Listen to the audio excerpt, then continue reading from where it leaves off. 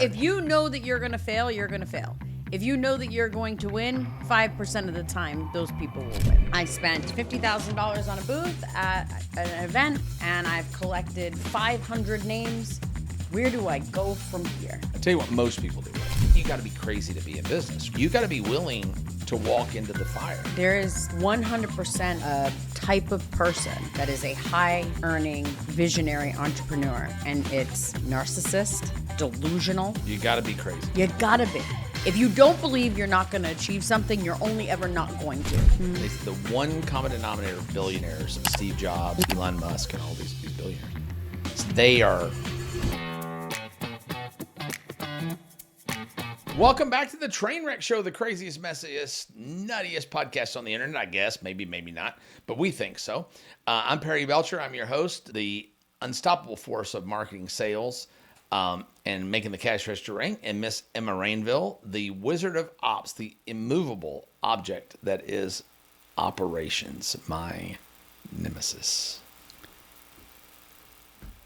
How are you today? I'm the reason you have a cash register to make ring, motherfucker. There you go. Okay.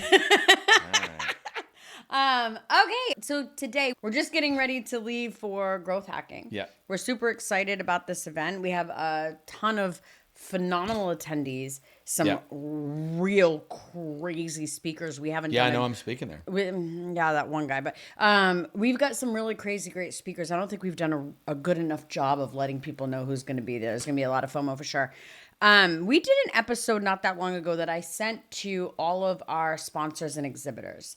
And it was how to prepare for a live event where you're sponsoring or exhibiting.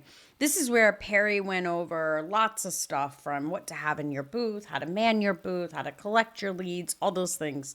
I thought that this would be a really good time to talk about you're getting ready to go to the event. Okay.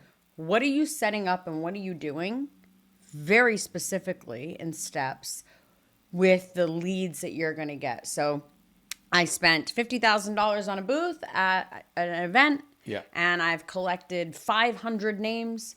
Where do I go from here? I tell you what most people do with them. Okay. They go in a shoebox. Yep.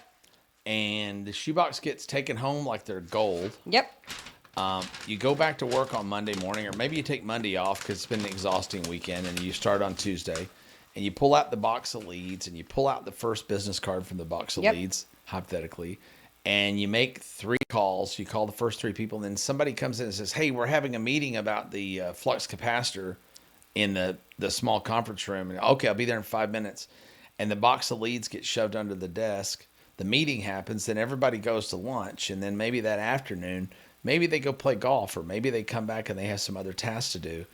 And about 3 months later, the sales manager is cleaning up his office and finds a shoebox of leads. I did an experiment. I think I talked about this on that episode where I went to the print show. You know, I buy print equipment, hundreds of thousands of dollars worth of it. And I went to the print show once in Vegas, the Print USA or something like that it's called. And I purposely took 100 business cards with me. Now, these are people that have booths selling print equipment that costs up to $1 million. Right. And I gave out 100 business cards. And 7 days later, I had 3 follow-up calls. Wow. I probably got 3 or 4 more calls over the next weeks or months, and that was it. So about 90, and this is a little experiment, but about 95% of people never followed up with a lead. It's kind of like, I think a lot of people go to trade shows kind of like you're fat and you buy a piece of exercise equipment. Well, I'm going to go to the show so I'm doing something, what are you doing about your weight loss? Well, I bought a piece of equipment, that the going to the trade show, I think people replace for the action they should be taking. And the reason it happens, I can tell you the reason it happens. It happens the same reason Zillow, I think it's 88% of Zillow leads are never followed up with. The same reason, because on the other end of that phone is a potential sale. But there's a much higher likelihood on the other end of that phone, there's rejection. And when people are faced with, that's the reason you got to be crazy to be in business, right? You got to be willing to walk into the fire. There is 100% type of person that is a high earning visionary entrepreneur, and it's narcissist, Yeah. delusional. Delusional. You'd have to be. You got to be crazy. You gotta be. Yeah. Because you gotta believe. The only way you're gonna achieve something is if you believe you're gonna achieve it. If you don't believe you're not gonna achieve something, you're only ever not going to. I've watched people talk that have interviewed tons and tons of billionaires. They say the one common denominator of billionaires, I think Walter Isaacson, that did Steve Jobs and did Elon Musk and all these biographies of these billionaires. So they are almost to the point of insanity. Absolutely. Donald Trump, delusional. Yeah. About their invincibility. Every one of you. You'd have to be. But I think the less successful you are, like me, compared to an Elon Musk or, If you're comparing yourself to Elon Musk. Sure. I think, though, if I were more delusional, I'd probably have more money. I agree. Now, let's be really clear on this. There are hundreds of thousands of people that are just as nuts that'll never do anything. Right. It is a formula. But they know in their heart. If you know that you're going to fail, you're going to fail. If you know that you're going to win, 5% of the time, those people will win, right? But those people you're talking about that you say are delusional, there's a difference. I think that, because I know a lot of those kind of people. We run into them all the time in our business. I think they lack the conviction of their beliefs. I think faced with it, they know they're probably not going to make it. I don't think they really believe it. I've worked with a lot of the people that have. Yeah, I actually stopped working with people who do over 100 million because of the stress and anxiety that it causes me because of how delusional they are. Yeah. And I'm talking like levels of delusion. I was with one client. This client was doing well over 100 million collectively with all their companies, 500 million. And this person was so nuts. A father would be taking a picture of their kid and they'd walk up and be like, "Oh, I'm so sick of the paparazzi always taking photos of me." Like totally nobody's paid attention to them at all. Nobody knew who they were. People did know who they were, but you know what I'm saying. Yeah. Like the level was just so far. But I digress. Like there is a level of, I remember working with not just you, but other people like right about where you're at. And there's a level of absolute nuts that I'm just like, you believe this. When you say these things, you believe them. Yeah. So the level of conviction that you talk about, that's very interesting because I don't believe that everything that comes out. Well, when they get the 5-yard line, they quit is the thing. Right. When it gets pressure tested. Yeah. Mitch Miller wrote this amazing piece and he sent it to me. I published it actually on Facebook. It was called "How to Sell Worthless Shit to Weak People." That's the copywriter in Thailand. Yeah, I love him. He's such a big mouth. I love him. Brilliant guy. But he wrote a paper called "How to Sell Worthless Shit to Weak People."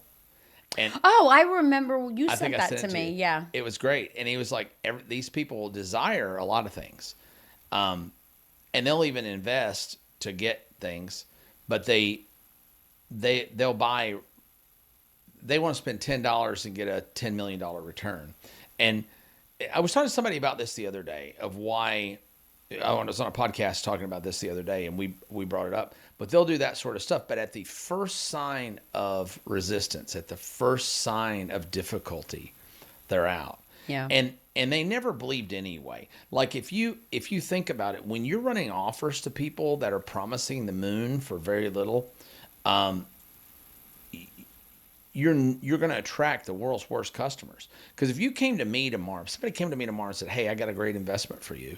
It's going to pay you 20% interest rate a month on whatever you invest. If you put $1 million, it's going to pay you 20% interest rate a month." I would run so far in the opposite direction of that. There's no way, because it's not believable. Right. It's not real. If that were true, then Warren Buffett would be putting all of his money into it. Jamie Dimon would be putting all his money into it. I wouldn't have an opportunity to put my money in it. Right. Nobody that. Yeah. So people that buy into that Hail Mary long shot craziness, they're all people who have desire. There's a giant difference. This is a really good distinction. There's a giant difference between desire and ambition. And the difference is everyone desires. Everybody wants. But ambitious people are willing to sacrifice to get. And most people are not willing to sacrifice additional work, additional time, not watching reruns of Yellowstone. I have so many people that are, well, these people will buy, yeah, but I got money. I've done anything. The rules don't apply to me. But you wouldn't believe, I'll have these classes and I'll have people on. I had one the other day, and I said, well, it's on a vibe coding class on building software, and we taught people to build software with AI. Well, how's your app coming along? Well, I just haven't had any time. Summer with the kids, it's hard. And I'm like, no, it's not. You get up an hour early in the morning. You stay up an hour late at night. Instead of taking a lunch break, you go in the break room, you open up your laptop, and you work on the shit, right? If you want it and you're willing to trade the time and effort for it, you'll get it. Or, well, I don't have the money. But you're stopping by Starbucks every morning and spending $10. Or you're smoking. Or you're a smoker. Or a drinker. You're a smoker or a you drinker. go out to eat every day. Do you know cigarettes are like $17 a pack now? No way. They really are. Are they? Yeah, it's like $200 a carton for cigarettes or something. That's right. No, it really is true. Depends on what state you're in. There even more in some states. Even though I've smoked, it's been a really long time since I bought cigarettes. And I don't have the money. I just don't It's always someone holding a cigarette, I just don't have the money. a beer, and a bag of Wendy's. Yeah. Blows my mind. I don't have the money. So they're not going to sacrifice. They're not going to sacrifice their habits. They're not going to sacrifice their time. They're not going to sacrifice. True success takes sacrifice of everything. They're not going to sacrifice, playing video games till 2:00 in the morning. They're not going to. I get up at 5 in the morning. I sit for 2 hours and I work by myself with a piece of paper. The next 2 hours after that, when people start to wake up, I turn on YouTube and I train on YouTube for a couple hours, or I watch courses or whatever that I do to train. And then I experiment, and then I teach. I mean, I've got 5 hours a day going into just doing what I do for our teaching business. Forget the manufacturing business and the staffing business and all the other stuff that we do that I do kind of in drive-by, But, am I rich? Yeah, I got a lot of money. But I've sacrificed a lot to get it. And people who aren't willing to sacrifice and aren't willing to risk, you are never going to get a return without a risk. There's just no such thing. Yeah, you don't get... The world doesn't work that way. Success isn't begot without failure. People take risks and they get rewards. If you never take a risk, you will save yourself right to the middle. You can save yourself to the middle. That's the best you can possibly do. Yeah. What do you think is the biggest driving factor? So I'm going to back up for a minute. I love this because I watched you on a call several weeks ago, and this really determines the difference between the quality of the room. I watched you on a call a couple weeks ago, ask people what their favorite thing to stream was. I did on purpose. Binge watch. And a bunch of people had a bunch of answers. And then you did it again at we have a smaller mastermind boardroom. Yeah. Kind of middle ground between Ignite and Driven that we do together. And you asked them, and did you notice that all of them looked at you and said, "Who has time for that?" Yeah, because they're more successful. They're more invested in it. They're more invested in their success. They're the 5%. It isn't that they're more successcul, so they don't watch TV. They don't watch TV, so they're more successful. But they're the ones that will definitely be successful. Right. They're choosing what they do with they're trading in their time for something different, which means they get a better outcome. And the other thing is, and I don't know how you feel about rejection. For me, I don't really care about screwing up. I'm fine. I can make mistakes. We can fail. We can lose all day. I don't care about that. One of the things that does bother me, though, is those sales calls, that rejection. It's demoralizing. And so if you're not willing to put yourself out there and not care and not let it bother you and then get on the next sales call, like you have that little potion. And I think that comes down to a lot of times to what you're selling. I sell myself, right? So it's a million times worse than if I was selling a gadget. But if I'm selling something and I get rejected on a sales call that I know would have been great for that customer, I said, boy, they really lost out. I don't really Yeah. see it that way. But wait a minute, I know you a little bit better than that, though. Because when you're selling yourself, it hits a little bit different than when you're selling something else. If you're selling Driven Mastermind, which is the higher ticket mastermind for people over $1 million, phenomenal room full of people. But when you're selling that, you're selling you. You're selling you. You're selling Jason. Even though it's faculty, even though it's a network. And you remember how I sell it too. Fuck or walk. Fuck or walk. Do you want to do this or not? I'll do a phone call for 5 minutes. And hey, you got the money to do this? If you do, you're going to grow a lot. But it certainly hits different than someone who doesn't want to buy a Trump t-shirt from you. Well, I ain't going to call nobody to sell them a Trump t-shirt. You know what I mean. But yeah, but I get you. Yeah. We interrupt this pod to bring you this really special announcement. You need to go right now. Well, maybe they want to go right now. Want to stop? No, at the end. We don't want to have them stop. Go to trainwreckshow.com. There's lots of bots there, GPT bots that do things for you, that do a lot of your work. So you don't have to work so much and drink more beer. The episode archives are over there. There's all of our resources, worksheets, workbooks. Everything that we've done that we give away is over there. Go get it right now. There's a lot of resources there. Way more resources than you get when you buy a lot of communities, I think. And don't forget to like and subscribe so that you can catch every episode as soon as it hits. We'll send you a notification. It doesn't mean you're liking Emma, by the way, because I know that slows us down on our likes. You can just click and say, I like Perry. You don't have to like Emma. It works the same way. You know, rejection is an incredibly powerful tool. It goes way back to the caveman psyche. So your brain, this prefrontal cortex, your brain, its job, only humans have it. Its job is to protect you. And in the past, it was protecting you against physical harm. But the brain can't discern between physical harm or emotional harm. That's the reason verbal abuse can be just as damaging to a human as beating them. Right? So your brain can't discern between the two. So if this prefrontal cortex, you're going, I'm going to get up and make sales calls today, and the prefrontal cortex says, hey, I remember how you felt yesterday when those people were such assholes to you. I want you to stay in bed. It'll be safer. Yeah. And most people go, you know what? You're right. If I wake up in the morning. It doesn't show up like that, though. No. It shows up that you feel sick. Yeah. You feel exhausted. You feel drained.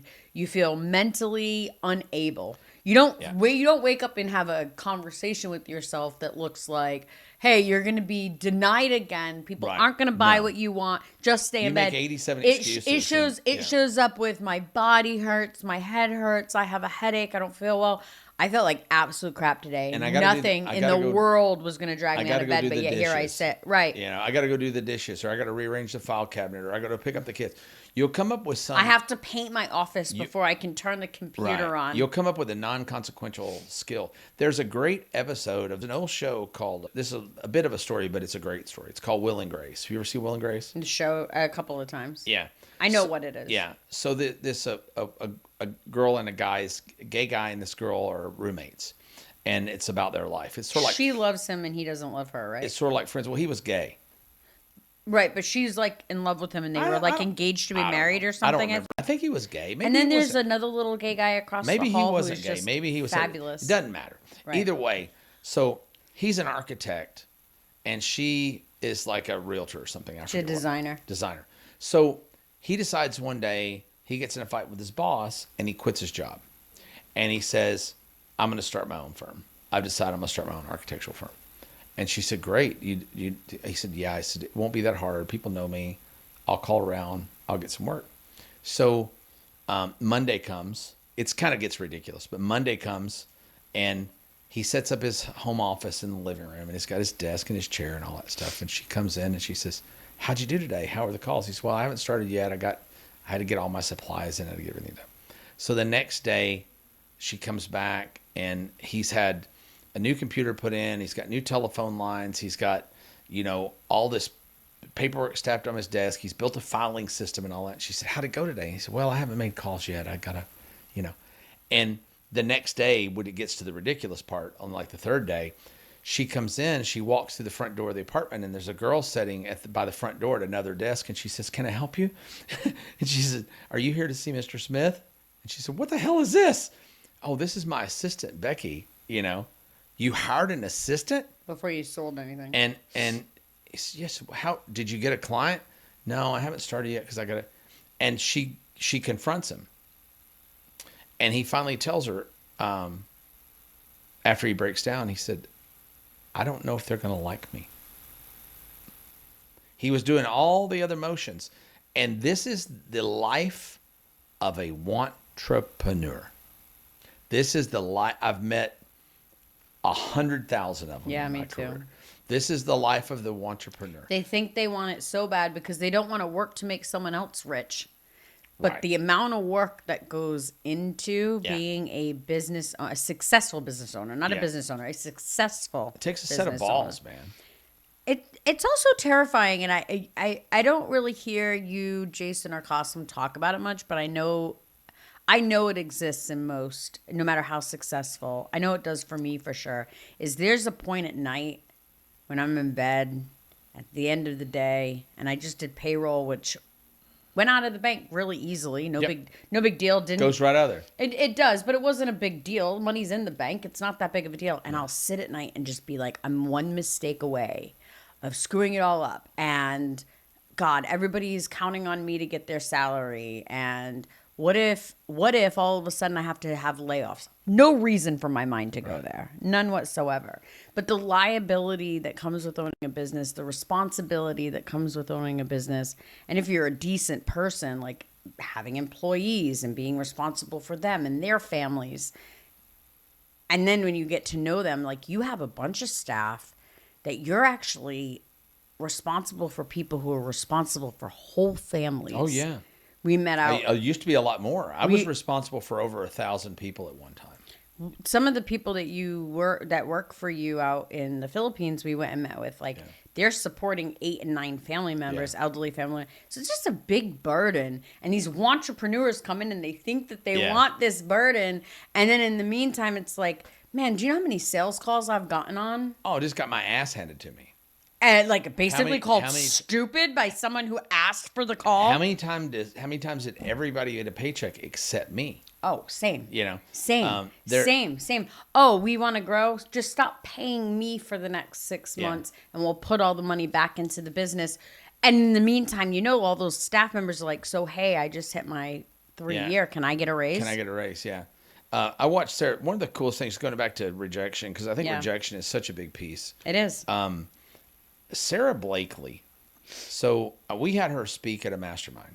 And this woman, if you ever get a chance to see Sarah Blakely speak about her story, go see her. Because it's an amazing story. She created Spanx. She was one of the first self-made billionaire women in America. She owns the Atlanta Hawks now with her husband, Jesse. So she's a really smart lady. But they asked her what she attributed her success to. And she said, 100% my dad. So 100%. And all their kids, she came from a big family, I think. And they never got rewarded for doing anything well. They got rewarded when they tried something and they failed. Oh, dude, I've told you this about my dad. My dad used to ask us every day, what did you fail at today? Yeah. We've had this conversation. She said by the time she was 15 years old, she had no fear of failure. Yeah. So when someone's high-fiving you for failing, and when you have nothing that you can tell them when they ask you what you failed at, and they look at you disappointed and say, well, why didn't you try? Yeah. But she said, so when I decided to do Spanx and I cut out a pair of pantyhose and hemmed up the bottom and went and sat in the Nordstrom's waiting room for the buyers for 3 days until somebody would finally take mercy on me and see me, if they didn't buy them, so I'll just go to the next department store. And that's the way it works. Mm-hmm. You'll see this. One of the places I see this too, and you know this well, one of the places I see this is fascinating is the Mormon religion sends their teenagers on mission. 2 years. 2 years. You go knock doors and sell Jesus, right? And they make the best salespeople. The best salespeople in the world. Because no fucks for rejection. 2 years of that, you are totally immune to rejection.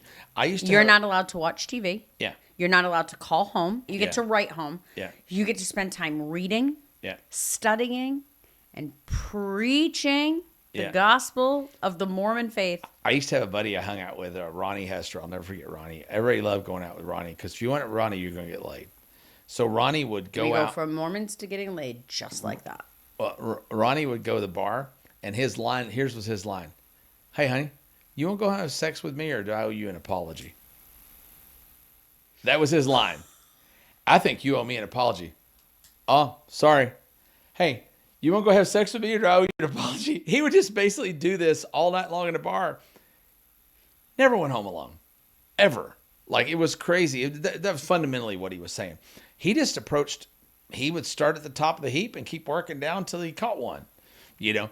But he started with the 5'4" blonde and ended with ended with 6'2", 300-pound brunette. But whatever he ended with. But it's amazing. Like, you see that people that defy the odds and take risks. I always am fascinated with the building of America and how it happened. America, so Columbus comes over here and finds America or whatever, and sure, somebody did. Steals, finds, rapes, pillages, whatever. And then they go back and say, hey, here's the deal. Who wants to get on a boat and go to the new land? And so people got on the Mayflower and they came here, if you believe the story. And then the Mayflower goes back. Do we think that the Mayflower is like the landing on the moon? So the Mayflower goes back and says, hey, look at a third of the people died on the way over. Tickets, get your tickets. And they fill that boat up again and again and again and again and again and again and again. And so then 75,000, 100,000 people get over here. And they're all in New York, New England area for the most part. And somebody one day says, I wonder what's on the other side. And they all start going west. And they all went west. And I watched a show the other day. I'll tell this story joke. They went west. And they had even a lesser chance of survival. The Indians killed them wholesale style on the Oregon Trail. Right? So something like 19% or something of the people that set out to go to California ever made it. 20%. Think of that. But more and more people went because these were the people with balls. California gold. And I think that's the reason California became such a strong state, because it ended up with the strongest of the strongest of the strongest. That makes a lot of sense, actually, if you think about it. Yeah. I don't know what happened that they ended up so weak and frail and sensitive there now. Tough times make tough people, and weak times make weak people. Yeah, that's true. But I watched a comedian the other day was talking about. He says, "Man, I love living in California." He says the people out here are so fucking pretty, beautiful women, handsome men, and you know why? Because in the 1920s, film started out here. And all the pretty people in the world came to California. And some of those people got in movies, but a bunch of them didn't. But guess what happened? They all fucked. And they made more beautiful people. And then those beautiful people all fucked. And they made even more beautiful people. And now California's full of beautiful people. And right now, the exact opposite thing is happening in Kansas. He said, so people left for the.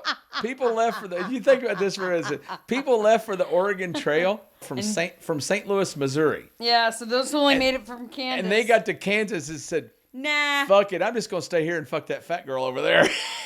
It's warm, and there's no typhoon fever. Oh my God, that's so great. Welcome to Trainwreck. If this is your first experience with the show, yeah, don't think this is what we do every week. But this is kind of what we do every week. One of the things when I met Travis Gomez that impressed me so much about him was he had, and I wouldn't call him like a visionary entrepreneur at all. He's very, very good at sales. And we were at this event. David Finkel, are you familiar with him? He's an Olympic guy. He has a mastermind, Maui Mastermind. We were there together very, very early on in our friendship. And I had invited him to join me there.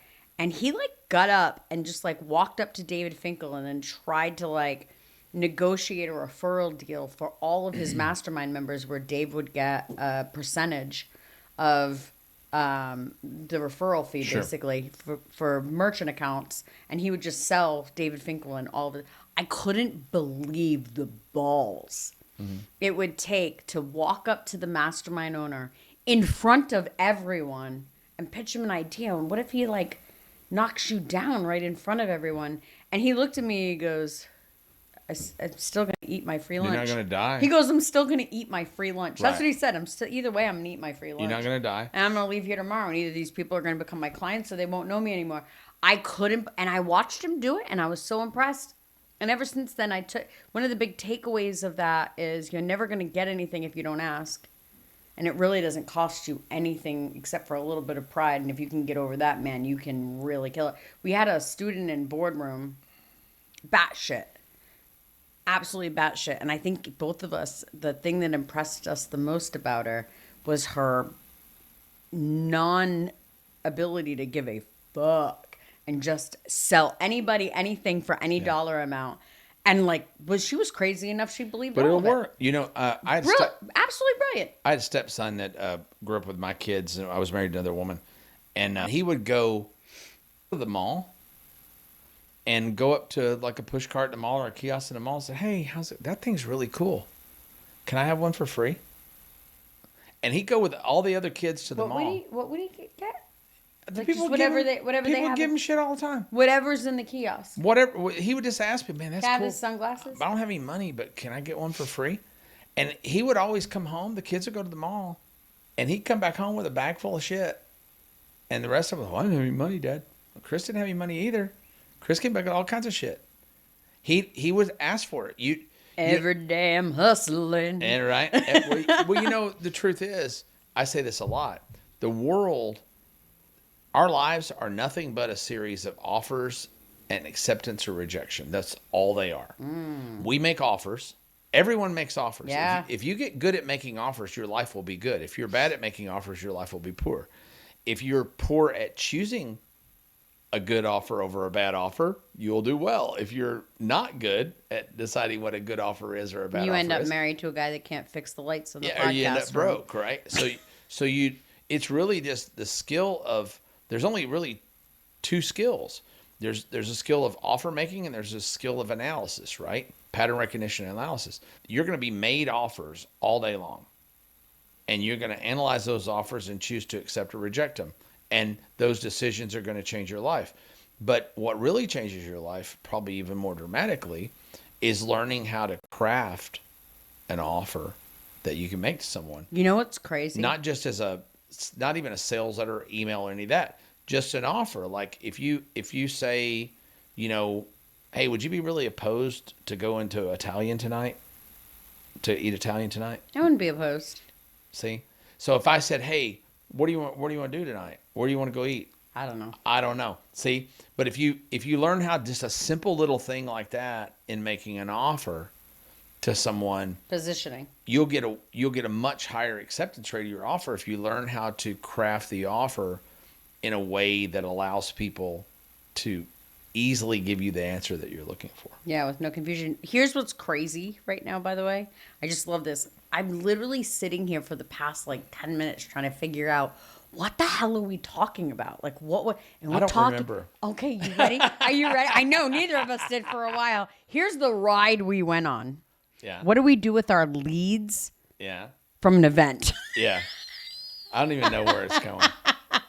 So, ladies and gentlemen, thank you for being in this episode of the Trainwreck Show. You know why we call it the Trainwreck Show now? Because you never know what's going to... You know, it's like I watched Chris Walk one time say, I'm in a boring relationship because all good relationships are boring. The only relationships that aren't boring are bad relationships because you never know what's going to happen next. And I think that's where we are. Thanks for being here today. I'm going to cut it off because my God, what a mess. Thanks for being here. Go to thetrainwreckshow.com. There's a lot of cool stuff there, actually really usable resources, believe it or not. They're past episodes. If you're just, if your Netflix subscription has been canceled because your credit card doesn't work, you can go watch those. And we'll see you next time on the Trainwreck Show. See you next time.